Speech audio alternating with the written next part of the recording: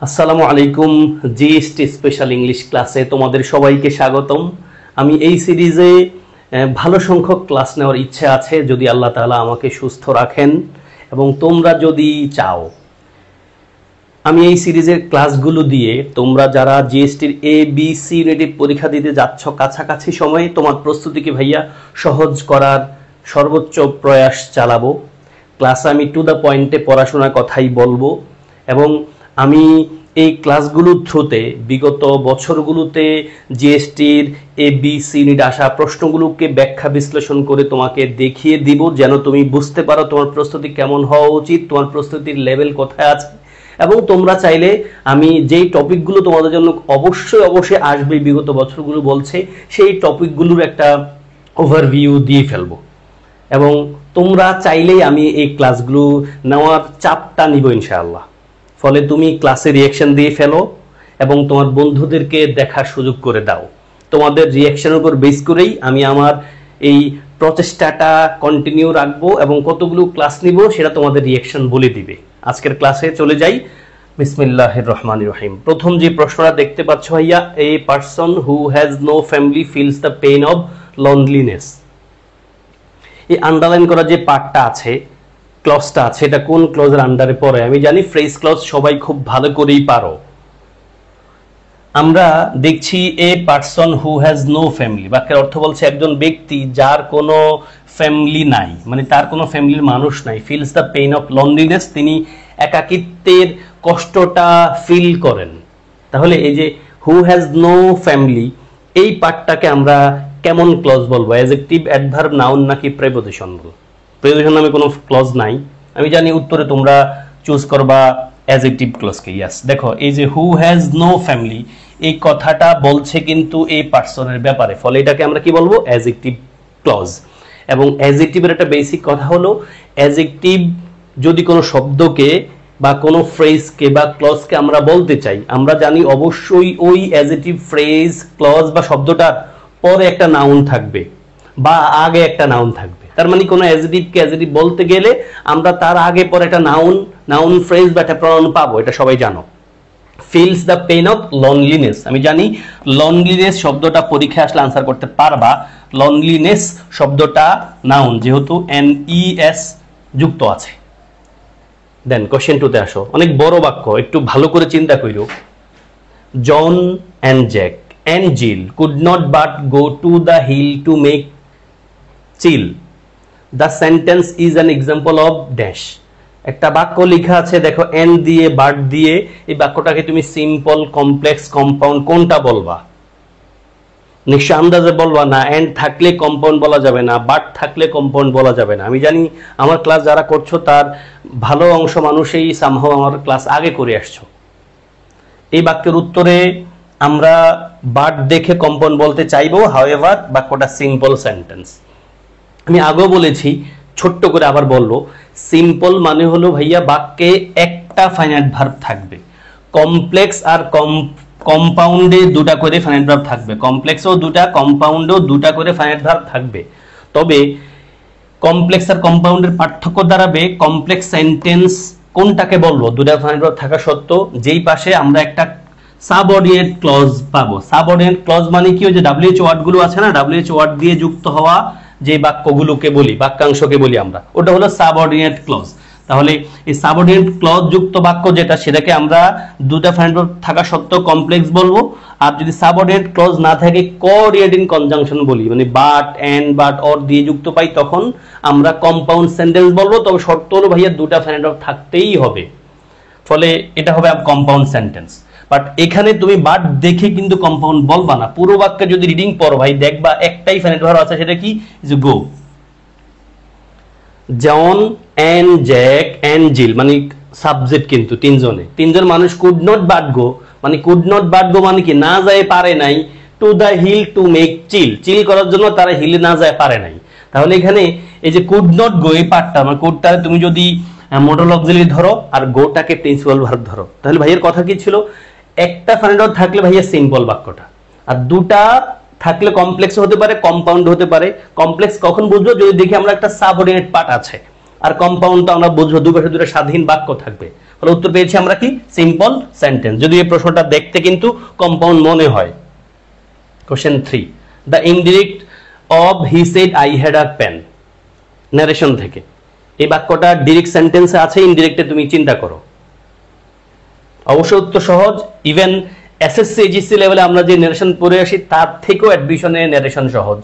আমরা দেখছি এখানে হি সেড আছে, আই হ্যাড আ পেন, তাহলে হি সেডটাকে আমরা হি সেড রাখবো, তারপর আইটাকে নিশ্চয় আমরা আই রাখবো না, তাই না?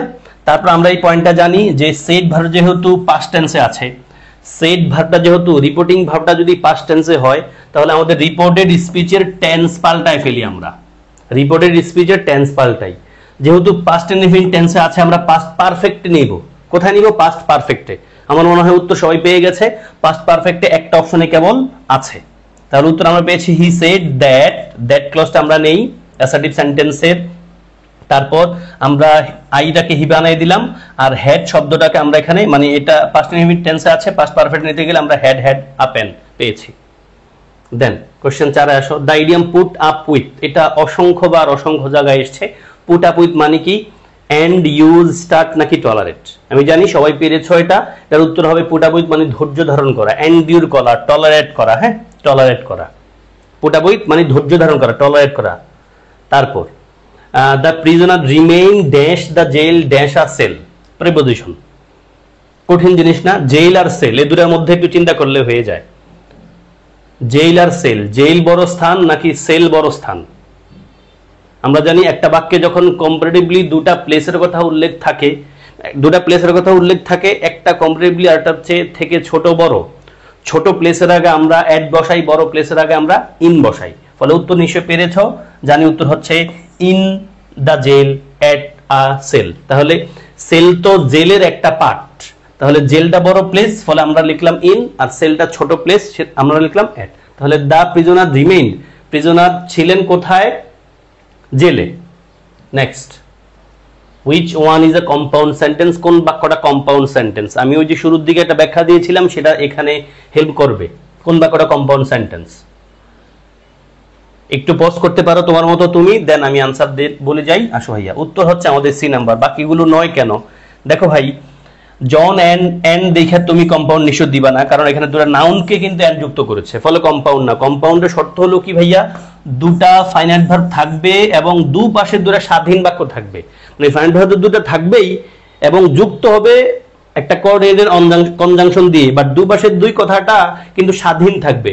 আর সাবঅর্ডিনেট ক্লজ থাকলে সেটা কিন্তু কমপ্লেক্স হয়ে যাবে, আমাদের বলছে কম্পাউন্ড সেন্টেন্স। তাহলে দেখো, John, Jack or Jim will play, দেখো ভাইয়া ফাইনাইট ভার্ব কিন্তু একটা, ফলে সিম্পল সেন্টেন্স।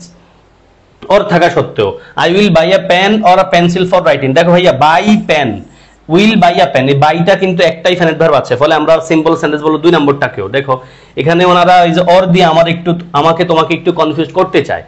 বি নাম্বারটা নিশ্চয়ই না, সিম্পল। ডি নাম্বার কি? He let it trying for every village, দেখো अगेन এটাও কিন্তু ভাইয়া সিম্পল সেন্টেন্স।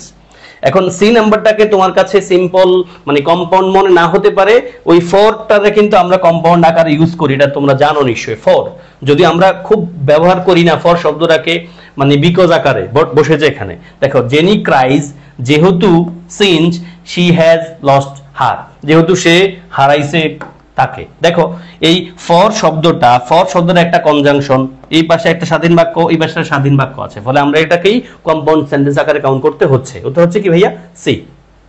দেন তোমরা হয়তো ওই যে ফ্যান বয়েজ আকারে পড়ে থাকো না, ফ্যান বয়েজ আকারে নিশ্চয় অনেকে পড়ে থাকো, যে কোঅর্ডিনেটিং কনজাংশন গুলো এইভাবে মুখস্থ করে থাকে অনেকে, কেমন? তাহলে এই এফটা আমরা কিন্তু ভাইয়া ফর পড়ি।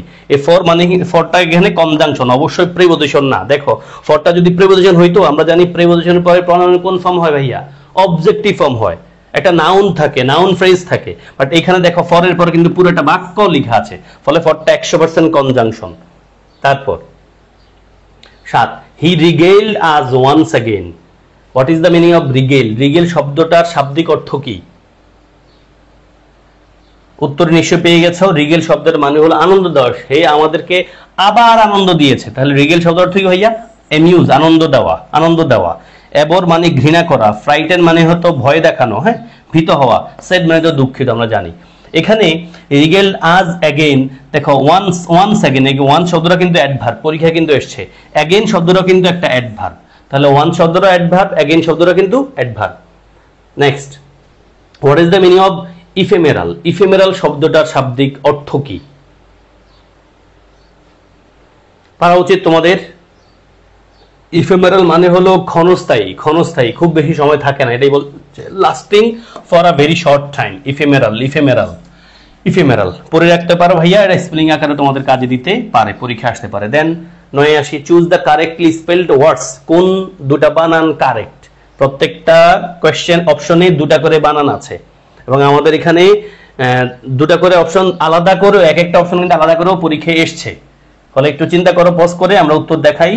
ইয়াস, উত্তর হবে ভাইয়া সোভেনিয়ার। সোভেনিয়ার তো চিনো নিশ্চয়ই, সোভেনিয়ার, তাহলে SOU তারপরে VENIR, সোভেনিয়ার। আর এটা হলো কোয়েশ্চেনিয়ার। কোয়েশ্চেন মানে কি? প্রশ্নমালা। তাহলে কোয়েশ্চেন আর নাইরে তোমরা অনেক সূত্র দিয়ে পড়ো, দেখো কোথাও কিন্তু বাকিগুলো মিল নাই। এবং স্পেলিং পড়ার ক্ষেত্রে তোমরা হয়তো চাপে থাকো, প্রিভিয়াস কোয়েশ্চেন পড়লে আসলে স্পেলিং কমন পড়ে ভাই। এবং স্পেলিং পারার উপায় হলো স্পেলিং রে মুখে না পড়ে খাতায় লিখে ফেলা, যে ওয়ার্ডটা পাচ্ছি ওটা খাতায় লিখে ফেলা। তুমি যখন কোন একটা বই ধরে এরকম প্রশ্ন সমাধান করছো, ধরো উত্তর হলো ডি নাম্বারটা, আমি স্টুডেন্টদের বলে থাকি ভাইয়া তুমি ABC তিনটার দিকে মনোযোগ দিও না, কারণ এই তিনটা যেটা ভুলটার দিকে যদি তুমি অ্যাটেনশন দিয়ে পড়ে যাও, পরীক্ষার হলে কিন্তু তোমার ওই ভুলটারে ঠিক মনে হইতে পারে। ফলে আমার রিকোয়েস্ট থাকবে, স্পেলিং ভালো করার উপায় হলো ভাইয়া প্রিভিয়াস কোশ্চেন পড়ো, খাতায় লিখো, উত্তর যেটা ঠিক সেটা একটু পড়ো, যেগুলো ভুল ওর দিকে তাকাইও না, অ্যাটেনশন দিও না, তাইলে ভুলটারে ঠিক মনে হইতে পারে পরীক্ষার হলে। কেমন? ফলে উত্তর হচ্ছে ভাইয়া সোভেনিয়ার, কোশ্চেন নাই রে, questionnaire. Then 9, what are the synonyms of condone? Condone শব্দের সিনোনিম কোন দুইটা? দুটা করে। কন্ডন শব্দের সিনোনিম কোন দুইটা? Disregard, despise, support, assist, tolerate, approve, worthless, impostor. Yes, condone শব্দটার অর্থ হলো ভাইয়া ক্ষমা করা। কন্ডন শব্দটা ভার্ব, অর্থ হলো ক্ষমা করা।